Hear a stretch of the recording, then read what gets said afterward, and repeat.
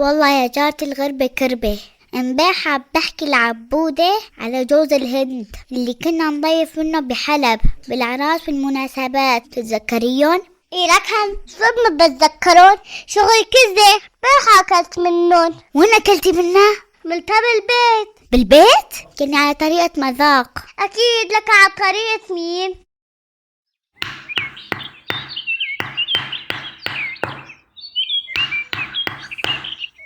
السلام عليكم ورحمة الله وبركاته.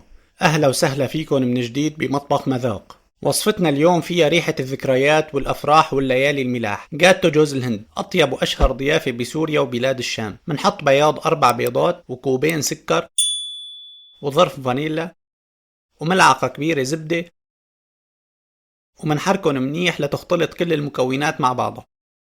إذا عندكم طبخات وحابين نعملها بالقناة اكتبوا لنا اسمها بالتعليقات لنجربها بالفيديوهات القادمة. وبعدين منضيف كوبين جوز الهند ومنرجع منحرك، وبس انخلط وصاروا مثل مو شايفين منحط الطنجرة على نار هادية مع الاستمرار بالتحريك ل10 دقايق تقريبا. تابعونا بكل وسائل التواصل الاجتماعي وهي حساباتنا، وعملوا لنا اعجاب للفيديو، واذا مالكم مشتركين بالقناة اشتركوا، كتير بتفرحونا وبتساعدونا لنستمر. لازم نتأكد من ذوبان السكر بالكامل. منطفي النار ومنسكب الخليط بصحن ومنتركه ليبرد ويصير بحرارة المطبخ، وبس برد بيسمك قوامه شوي بنسكب الخليط بكيس حلواني مشان التشكيل، وممكن نشكله بالملعقة. منحط بصينية الفرن ورق زبدة، منشكل أقراصنا بهالشكل. اكيد كلكم مثلنا إلكم ذكريات مع هالاكلة. كانوا احيانا نجيبوا للصغار قطع صغيرة وللكبار جوز الهند الطويلة، مشان التوفير يعني.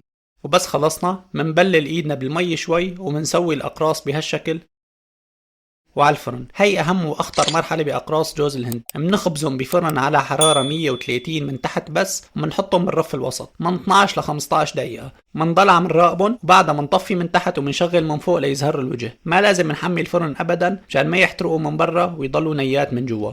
وبس أطيب وصفة أقراص جوز الهند وبأسهل طريقة صارت جاهزة. جربوها وإن شاء الله راح تحبوها، وبالعافية.